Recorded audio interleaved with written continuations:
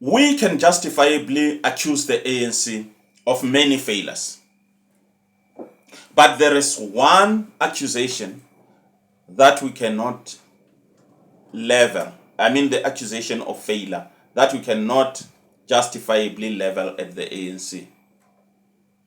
I mean, the ANC has never wasted an opportunity to embarrass us South Africans.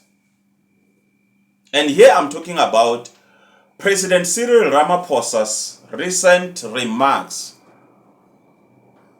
speaking glowingly and admiring and congratulating Zimbabwe about their chaotic and disastrous land reform. Land reform is indeed necessary. But what gives land reform a bad name is when it's done for opportunistic reasons. It is when it is rushed through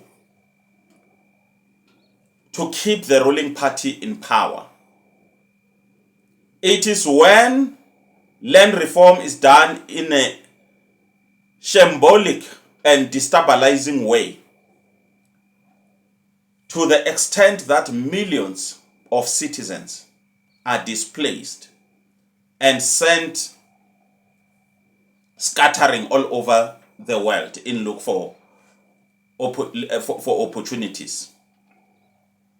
Now, President Ramaphosa's remarks, glowing remarks about Zimbabwe's land reforms, reminded me of cartoonist Zapiro. It reminded me of how Zapiro cleverly depicted Malima's visit to Zimbabwe at the height of an economic meltdown that were caused by the then President Mugabe's land grabs. Now, at that time, I mean, they say timing is everything. Malema rocked up. And as he explained his purpose to then President Robert Mugabe, he mentioned, among other reasons, the fact that he was there to tap into the old man's wisdom and to ask for advice and to learn lessons from Zimbabwe. And now, here is what made the whole thing funny. Zimbabwe, in that cartoon, Zapiro featured then President Robert Mugabe taking a bath in a bath. And in his bath, then President Robert Mugabe was pondering about Malima's visit and chuckling out of control, besides himself, with laughter, chuckling in the bath, thinking of how absurd it was for anyone to go to Zimbabwe at that point in time, to ask for advice and to tap into their wisdom when they've just collapsed an entire economy. Now, fast forward to President Ramaphosa's visit. Come to think of it, we've got 3 million, it's old statistics. We've got millions of Zimbabweans in South Africa, causing a lot of pressures on our infrastructure, to the extent that South Africa is experiencing budget cuts throughout different areas of our budget. And the case in point is the health budget. There are serious budget shortfalls there. And Zimbabweans are by no means a small reason why the infrastructure is battling under the pressure of so many undocumented people weighing on our infrastructure and government services. Again, President Ramaphosa could have looked at the fact that the elite from Zimbabwe come here in South Africa to do their shopping, to spend their loot. Now, this irony of millions of Zimbabweans in South Africa, this irony of the elite shopping in South Africa was lost on President Ramaphosa as he was speaking there. Now, if you look at South Africa as a nation, and I'll tell you where I'm going with this. South Africa is a highly talented nation. Look at the Springboks. Look at our Proteas, the Proteas cricket team. Look at the trumps of Bafana Bafana and Banyana Banyana. Banyana Banyana have been more consistent in making us proud, but Bafana Bafana are coming up. You look at the blistering speeds of our athletes like Akani Simbine and Bayanda Walaza. Just thinking about these individuals, you feel a genuine rush of national pride. South Africa is a nation of incredible talent. We have world-class academics pushing the boundary of knowledge. We have got innovative entrepreneurs and globally renowned companies that proudly fly the South African flags. These institutions and individuals are a testament to the fact that we are a very highly talented nation. But oh no. And then enters the African National Congress and its leadership. This party are a badge of shame on the chest of South Africans and the country at large. The ANC has entered us into book of records, world book of record actually, for all the wrong reasons. Are you talking about the fact that we are ranked the murder capital of the world? Are you talking about the fact that we are a hotspot of violent crime and the world leader in unemployment? Our cities and critical infrastructure are collapsing under the weight of mismanagement and corruption. That can be credited to the ANC. These are not opinions, these are statistical facts. Recently, this shame was put on international display once again when President Cyril Ramaphosa inexplicably praised Zimbabwe's disastrous land reform program. And mind you, South Africa is busy trying to negotiate a trade deal with America. So the timing is very awkward. This is the same program, land reform program, the one that President Cyril Ramaphosa was praising, which single-handedly collapsed the Zimbabwean economy, causing hyperinflation. To buy a loaf of bread, you have to go to push a wheelbarrow of notes, Zimbabwean currency, to buy your bread. And it sent millions of Zimbabweans scattering throughout the world, most of them in South Africa, and creating a migrant crisis that we are still grappling with today. It is a profound historical irony that the ANC, under the then President Thabo Mbiki's quiet diplomacy, abetted ZANU-PF in the destruction of Zimbabwe. That should never be lost. South Africans should never forget that the ANC is complicit in what is happening in Zimbabwe. Today, the ANC President Cyril Ramaphosa is praising the very same ZANU-PF for the land grabs. After 30 years of ANC rule, the ANC now finds itself in the very same situation. What is happening? in South Africa? The same situation that ZANU-PF was. The same situation that led ZANU-PF into land grabs that I'm talking about. South Africa is buckling under poverty and unemployment, crime and systematic collapse because the ANC has been busy looting state resources to enrich its own cadres. And now, what is happening? They are busy looking for excuses. That's where the ZANU-PF was. That's how the collapse of Zimbabwe came about. Instead of doing the necessary work to transform the nation and to deliver services to the citizens, they were busy stealing. So the parallels are very much the same.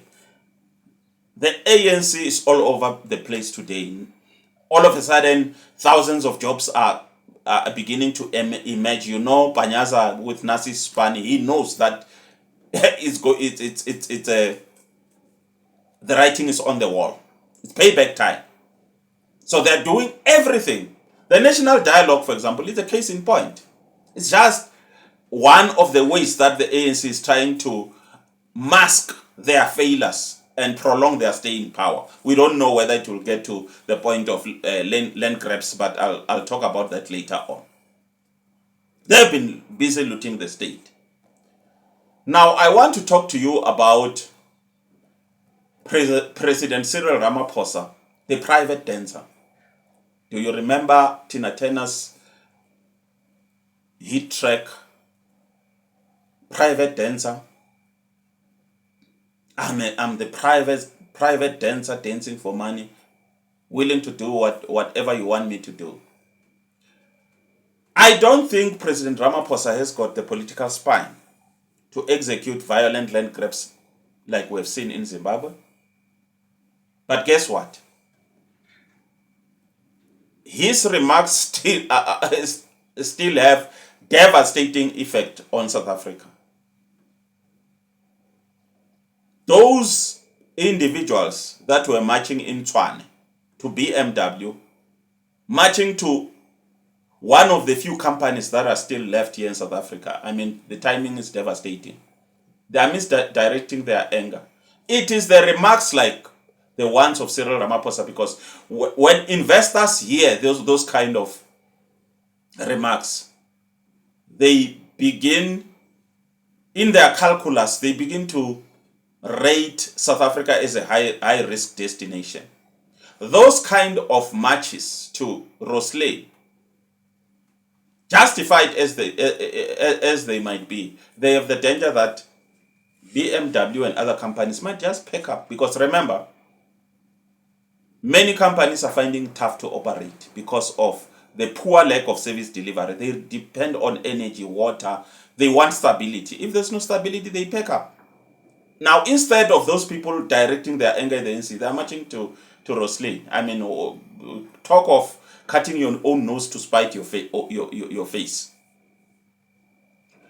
Now, the private dancer defines President Ramaphosa's leadership style. He wants to be everything to all people at the same time. And it's very devastating for the South African economy and the people of South Africa. But ultimately, like many demagogues, the billionaire president is not going to suffer the consequences of what he's saying. Whatever the reason might be of praising Mnangagwa and land grabs in Zimbabwe, our billionaire president is not going to suffer from the blowback of his remarks. And please, watch this space. Watch the speech of the president during the upcoming G20 summit when Western leaders are there. He's going to be playing to the crowd. He's going to tell them what they want to hear. This is the kind of unserious leadership that we're having. May God have mercy on us. Can someone please, who is close to the president, just tell him that their behavior and that of the ANC brings nothing but shame on South Africans. We don't celebrate that Sandaf. South African National Defence Force ran away from M23 bandits. We don't celebrate the fact that state-owned companies are crumbling. Our cities are becoming a laughing stock. Even YouTubers compare us to other African countries and say, oh no, this place is much safer than Johannesburg. It's much cleaner than Johannesburg. Forgetting that most of their countrymen and women are the ones who have taken over these cities with the agreement of the ANC. It's not the fault of these people. It's the ANC that has allowed them to do that. Finally, there is one thing, South Africans, that I will never understand about the irrational behavior of the ANC. I mean, they are always ready to suck up to pariah states and demagogues while simultaneously picking up fights with Western superpowers. Think about Bushiri, for example.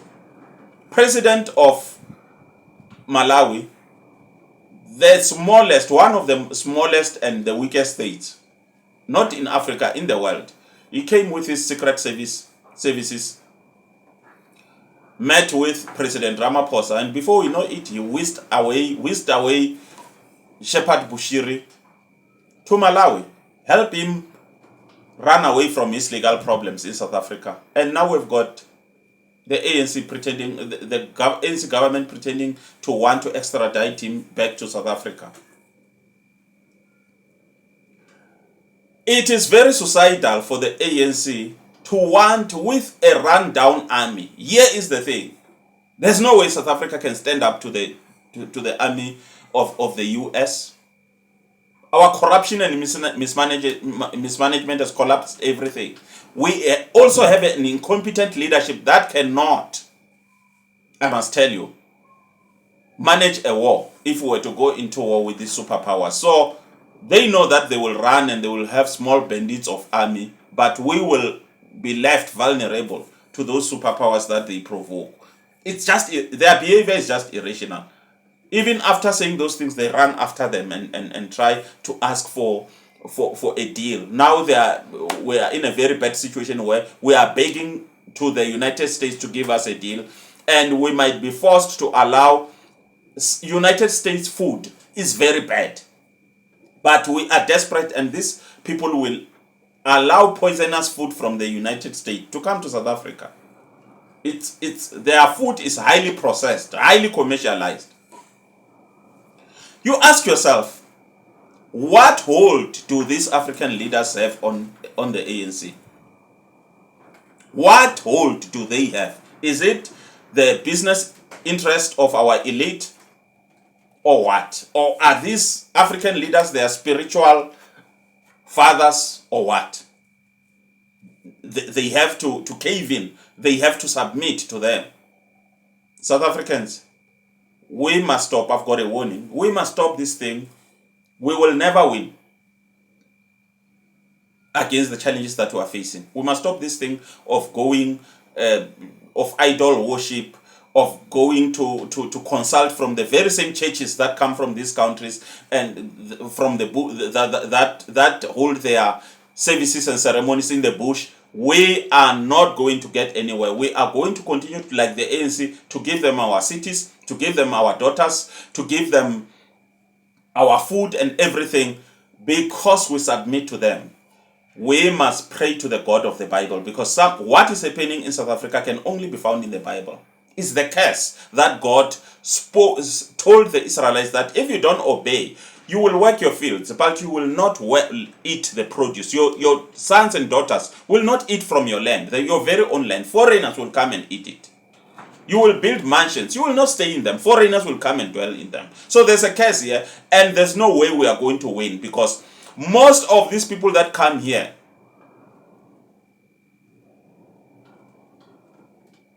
cannot be beaten when you do what they do.